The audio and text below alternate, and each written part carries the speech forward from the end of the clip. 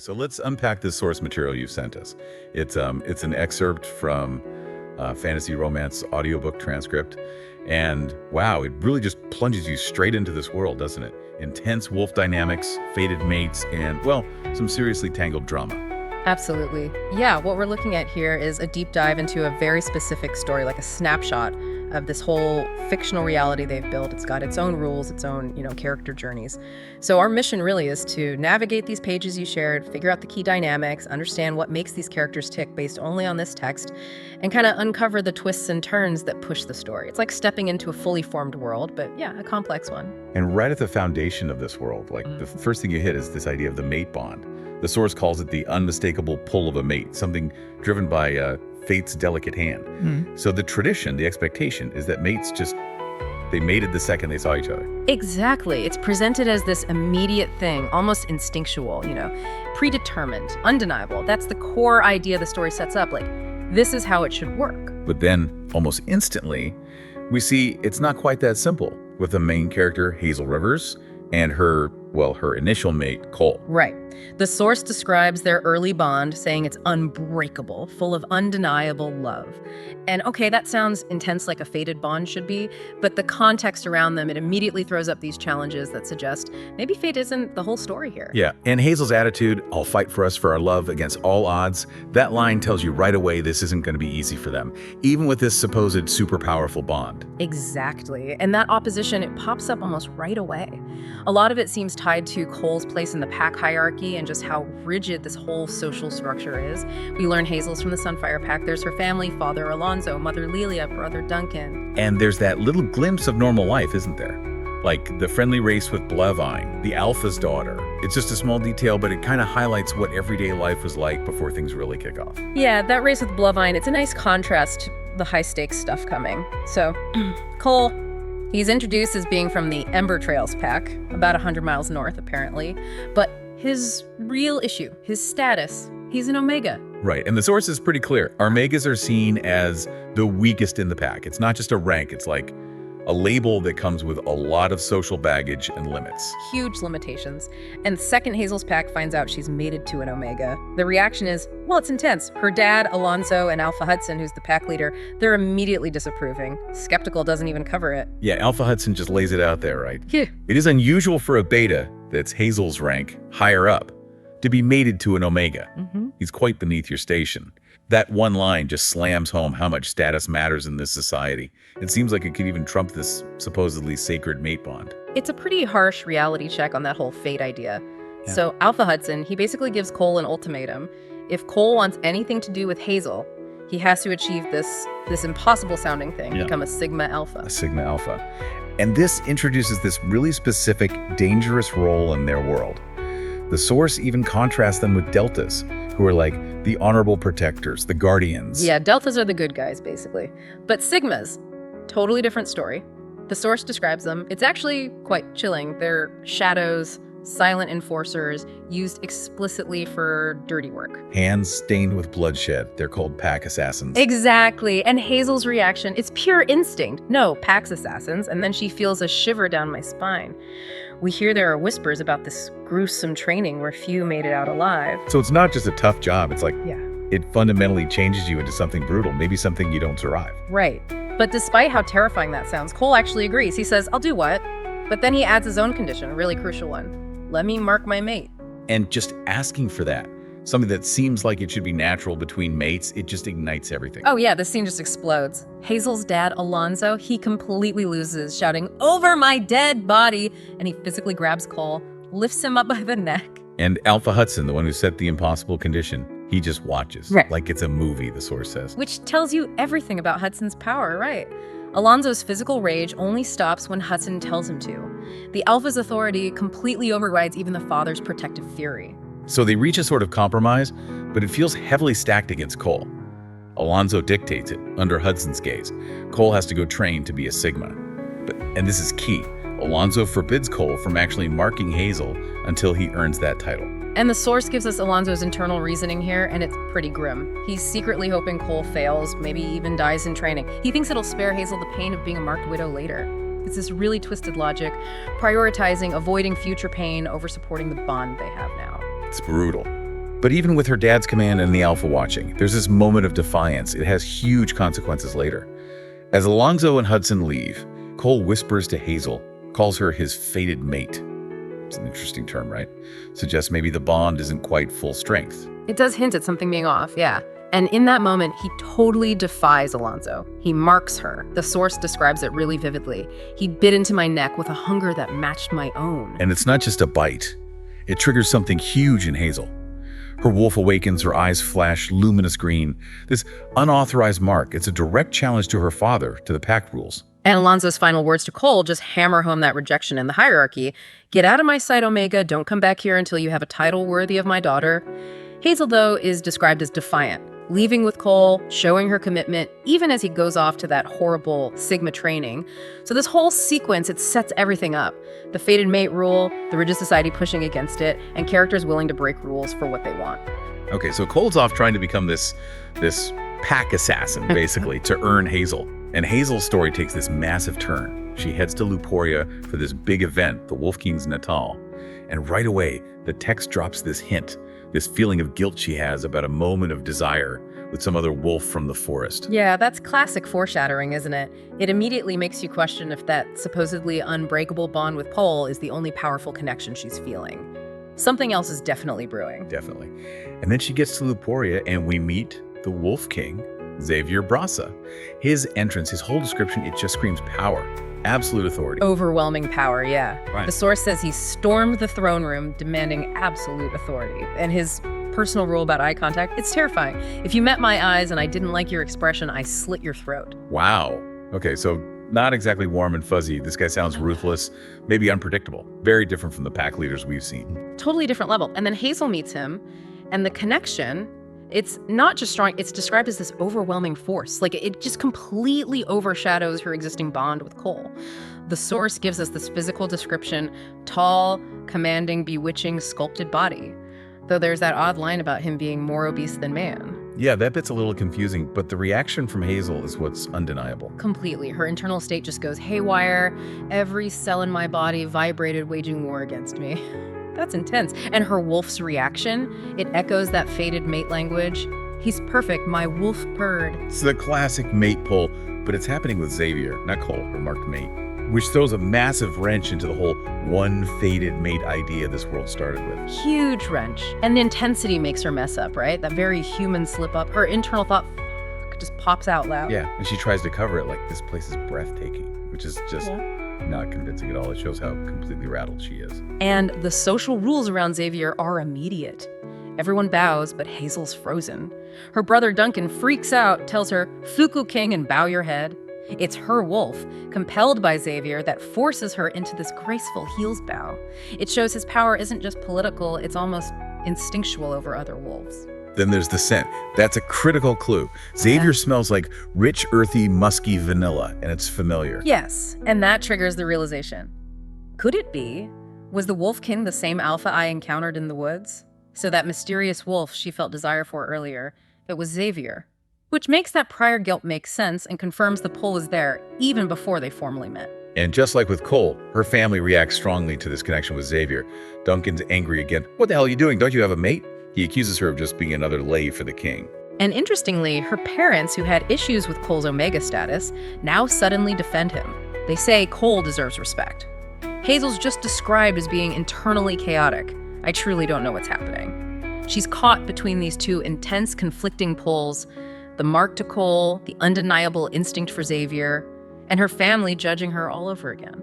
And the source even gives us a peek into Zavier's head. He's immediately possessive, thinks of her as my Regina, my soul sharer, my wife. He plans to keep a close eye on her. Yeah, and there's that weirdly specific controlling thought about her underwear. My Regina wears underwear in public. It confirms he sees her as his from the get-go, regardless of Cole's mark. He recognizes the problem though, right? Her bearing the mark of another. He knows this cadaence could not continue unchecked. He knows it's a complication, but his possessiveness seems way stronger than any respect for Cole's existing claim. Right. So Hazel, faced with this insane pull to Zavier, her family freaking out, her bond with Cole potentially meaning nothing, she does something drastic. A public rejection. Not the quiet pack kind, but a big, bold, verbal statement. Hazel Rivers from the Sunfire Pack bid a wolf. Reject, you Wolf King from Luporia. It's a huge move. But Zavier's reaction is odd. He mocks her, "You rejecting me." Fax dismissive, "Okay, your loss." Says he's not bound by such customs. But he does say the words back, right? The formal rejection. "I, Zavier Brasa, king of all wolves, reject you halfling," and lists all those titles. "My Regina, my soul sharer as my wife." He says the words, but critically, the bond doesn't break like you'd expect. His eyes are ablaze, and Hazel feels this hollow numbness instead of pain. It suggests this wasn't a real rejection in the normal sense. Maybe it was some kind of performance or a specific type of ritual we don't understand yet, but the connection is definitely still there. And even after saying those words, his possessiveness seems even stronger. He tells his mother, Cray, "Hide her scent from everyone but me." Yeah, so no one else can find her. And his reason, it's pretty disturbing. To play with her in the presence of others completely undetected.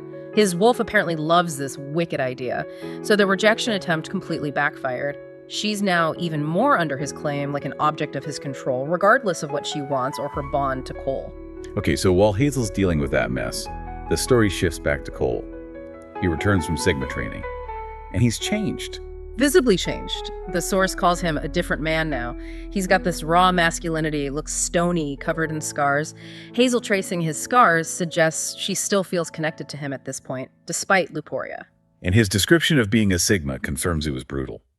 The fights were intense. Sigmas are lone wolves, packless, serving only myself, like mercenaries loyal only to the highest bidder. It paints this picture of someone who's been stripped of ties, maybe emotion, turned into this solitary weapon.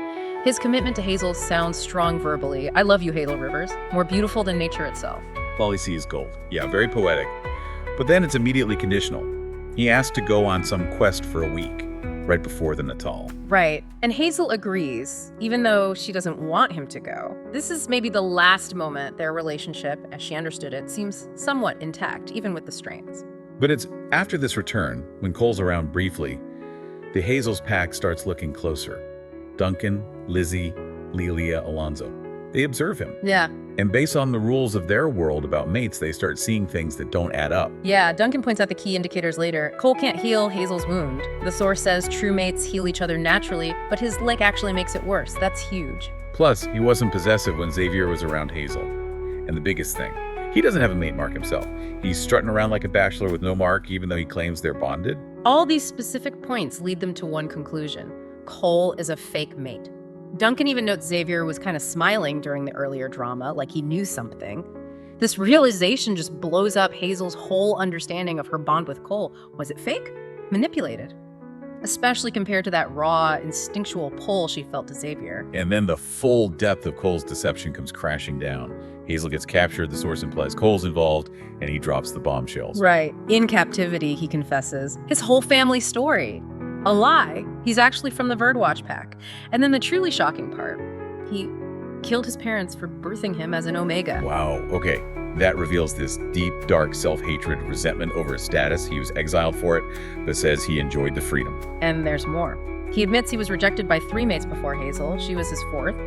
And crucially, the one who accepted him from the beginning. So that puts his desperation into this twisted context, a lifetime of rejection leading him to cling violently to the one person who accepted him, even if it was based on lies. Exactly. And his wider crimes get exposed too, apparently through pack alphas testifying at Luporia, probably summoned by Zavier.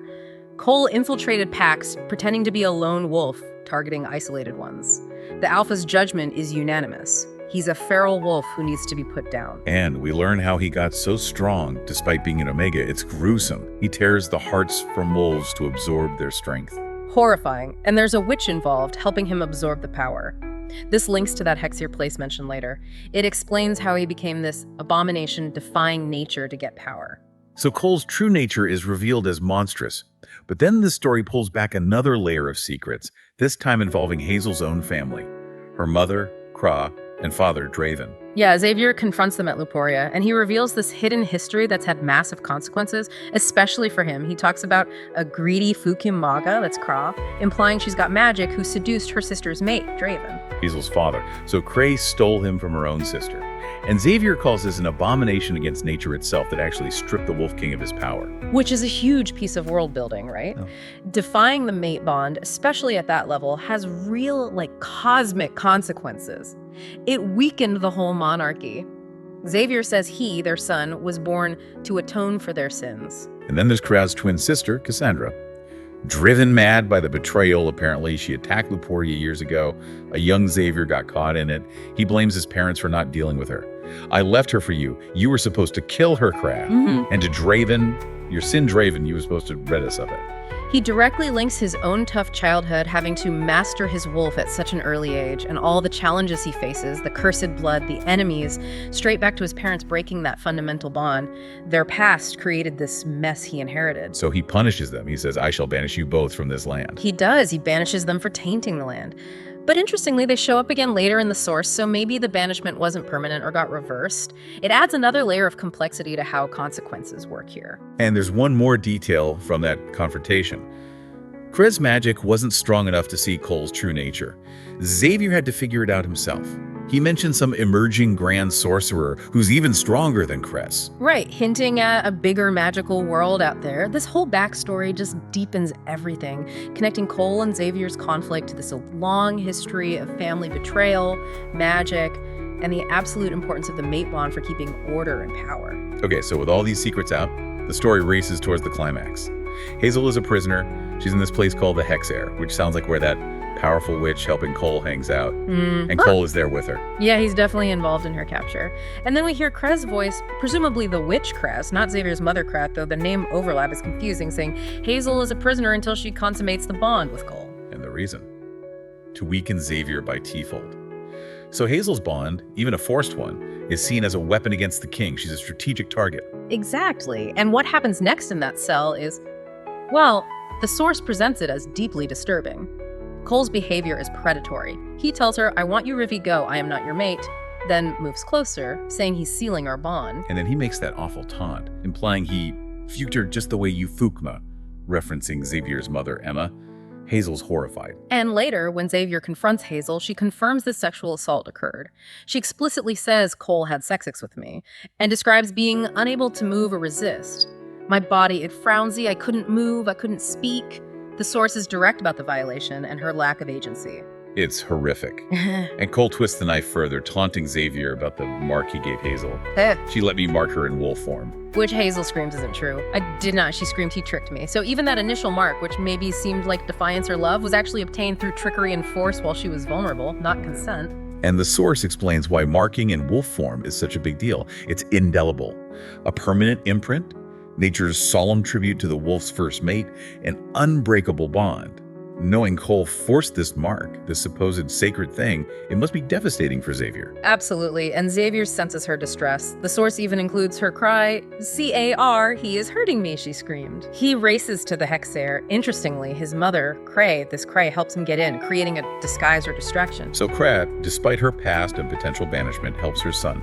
Her loyalties are complex. Very complex. So Zavier gets inside, confronts Cole. His rage is instant. You touched her, I growled. And Cole throws that horrific insult back at him. No, he snickered, I fuked her just the way you fukma. Aimed right at Zavier's mother. Zavier's reaction, my head jerked backwards, shows how much that hits him. And the fight is on. It's brutal, destructive. Zavier's driving him through the brick walls. Cole, supercharged by those hearts and magic, is strong. His eyes change color, marking him as this abomination. He even wounds Hazel. But then Hazel steps in. Driven by everything, her own hybrid nature surged. This is the first time we hear she's part vampire. A lethal combination of my vampire's thirst for blood mingled with my wolf's thirst for vengeance. Yeah, first explicit mention. So she's got this unique power set and she unleashes it. But during the fight, Cole has this breakdown moment. He stops fighting, pours out all his pain. I went to Sigma Academy to pay for your love, yet every time you seem to choose him. He talks about the 3 rejections, finding Hazel, calling her his chosen Matima, claims he wrote to Zavier about it like it was against the law, but he tried, accuses Zavier of having happiness handed to him, admits he saved Hazel from Cassandra. It's this outpouring of desperate, twisted justification. A confession fueled by madness and hunger for love he never got. And while he's vulnerable, Hazel sees her chance. She delivers the final devastating blow. The description is intense, tearing into his chest, each marking a testament to my rage and grief. She doesn't stop until my hands were stained with blood. So Cole dies, killed by Hazel. It's a massive turning point for her. She's become this avenger, fueled by rage and grief from his betrayal and violation. And in the immediate aftermath, Zavier's reaction is pure relief, victory. He pulls Hazel into a hug. I need you, breathing in her scent. And the source notes he's focused on the lingering mark of Cole, like he needs to erase that last trace of him. But Hazel feels off, disconnected. Zavier's affection feels wrong somehow. His wolf seems gone, his eyes soulless, his scent oppressive. She feels clammy and uncomfortable, especially when he focuses on where Cole's mark was on her stomach. And she notices the mark is physically gone now, just smooth skin. Yeah, that's a really interesting detail, the mark vanishing. Zavier, though, seems totally focused on his own agenda. Erase Cole, claim Hazel. He immediately says, it's okay you come out and mark you. Like, let's just overwrite it. Doesn't quite seem like he's reading her trauma in that moment. Meanwhile, the loose ends get tied up. Draven kills Cassandra on Zavier's order. Cray makes a portal for them, but it depletes her power excessively. Suggesting a big magical cost, yeah. So they return to Leporia. And Cray and Draven are there, welcoming them warmly. Welcome home, son, daughter. Hazel, you positively glow. So the banishment is definitely over or was temporary. The family dynamic is just messy. Hazel feels this weight, though. She's grappling with being a hybrid, a killer, grieving the Cole she thought she knew, feeling guilty about Zavier, wondering if Draven really accepts her after everything. It's a lot to process. And Zavier, even though he's the king, he faces consequences too. The source details this brutal punishment. 500 lashes. 500, why? It's tied to his failures, apparently. Sabrina's death, which isn't explained here, not killing Cole sooner, not protecting Hazel enough, it was part of some damn agreement with the SS Brothers, another unexplained group who seemed to have power over him. So even the king isn't above consequences. How bad was it? Sounds horrific. Tied to a tree, given something to stop his healing, Kree helps suppress his powers too. His allies, Valerian and Rocco, administer the lashes, officiated by Ramses. Draven watches. Frustrated he can't heal him faster, it leaves him scarred and in immense pain. And he did this. Why? For Hazel, he says, to protect this Regina. Because Cole was an abomination. He says he couldn't track Hazel for 3 days afterwards and was terrified she didn't grasp how evil Cole truly was. He felt he had to endure it, that no one else could fight that specific battle. A sacrifice, basically. Wow. Okay. The source also clarifies that whole rejection thing, right? How it really works. Yes, this is crucial context. Zavier explains the true rejection ritual. It only happens after one mate dies. It needs the Wolf King and a deity. The king says those specific formal words, I, Zavier Brassic, King of all wolves, reject you, halfling, etc. Then the deity will renew your heart so you'll not feel a thing for the other wolf after they pass. Ah, so that's why Hazel felt numbness after his first rejection in Leporia, and why her claw marks healed later when she tried to remove Cole's bond herself. It wasn't a normal rejection. It was Zavier starting this specific, powerful ritual after Cole died. Exactly. He emphasizes how rare and difficult it is. Few have done it. His own father couldn't. It shows Hazel could never have done it herself. It highlights the unique power of the king and these higher beings in dealing with bonds, especially one like Cole's that was perhaps magically tainted or forced. It needed supernatural intervention to truly break after death. Okay, so after all that trauma, the secrets, understanding the bond stuff, they try to move forward. But the past keeps coming back. Hazel confronts Zavier about Emma, calls her some girl he fuked. Yeah, clearly referencing someone from his past. Zavier doesn't want to talk about it first. But he admits it, right? He slept with Emma. Every night we stayed in Leporia before Hazel even showed up and rejected him, and while Cole was there too. And his reason, it's pretty messed up. It's incredibly convoluted. He claims he did it to show Cole how disloyal Hazel was, which makes no sense. And also to do Cole a favor by sleeping with Hazel first, because Cole wanted her as a chosen mate, which Zavier's law forbids since he saw Hazel as his fated mate. He admits he wasn't a great king then. It just reveals more manipulation and disregard for Hazel, honestly. Hazel sees through it. She calls it sick, accuses him of defending Cole too much, says Zavier's consumed by him, and then she compares Zavier to Cole, which makes him furious. You compare me to him. Hits a nerve, yeah. But then Zavier turns it around. Maybe deflecting, maybe wanting balance, he demands Hazel tell him about Cole assaulting her. How far it went. She resists, points out he hides things too, like the lashes, but he threatens to command it out of you, using his power again. Which forces her hand. She confesses the full violation, that Cole had sex with her as far as it could, and repeats how she was helpless. Frownsy, I couldn't move, I couldn't speak. And Zavier just loses it. Yeah. Rages, shifts, destroys the room. It shows his pain, but also, like, zero emotional control. Yeah, it's a violent reaction, but Hazel calms him down. She reassures him it was because of the fake bond, and crucially, that she didn't enjoy it like she enjoyed it with him, Zavier, trying to validate their connection over the trauma. So they kind of process things after that. Zavier's feeling rage, pain, but also love. Hazel's scared about falling in love after everything. She admits feeling confused, like she wasted years on Cole, hurt by him, grappling with falling for a monster, maybe meaning Zavier, maybe Cole. It's messy, but they reconcile, admit they're falling in love, and they make this promise to do better than our parents, acknowledging the toxic patterns in their families. They even race together as wolves, showing some unity, though Hazel's wolf is still nervous near Luporia. The trauma's still there. Then they head back to Luporia again. Prey and Draven greet them warmly, like nothing happened. Hazel still feels weird about it, especially Draven calling her daughter. And she remembers being in the human world briefly, people bowing, hearing whispers about needing an heir. It makes her wonder if Zavier just sees her as a queen-making vessel, as another layer of doubt.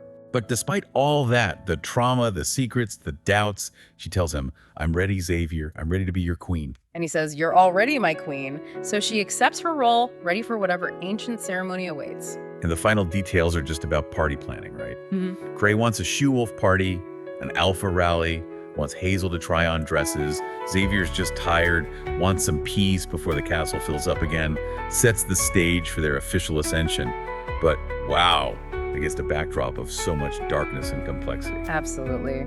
So yeah, we've really unpacked a lot from this excerpt. It's dense. Conflict, betrayal, secrets, rules being broken and rewritten. We saw the world set up fated mates, pack rules, powers, and how characters just smash against them or manipulate them. We followed Hazel's arc from determined mate to confused victim of circumstance through horrific trauma and violence, finally choosing this destiny with Zavier, despite, well, everything. And we got into Cole's desperate motivations, Zavier's burden of history and power, Cray's shifting loyalties. It's an unflinching look at trauma, consequences, and trying to build something new out of wreckage. It definitely leaves you thinking, especially about whether they could build something healthy. Given everything in this source, the betrayal, the violence, the forced acts, the secrets still hanging there, can Hazel and Zavier actually forge a lasting, stable bond as king and queen? Or is the damage just too deep, even if they are fated? What does her being ready even mean after all that? Lots to chew on.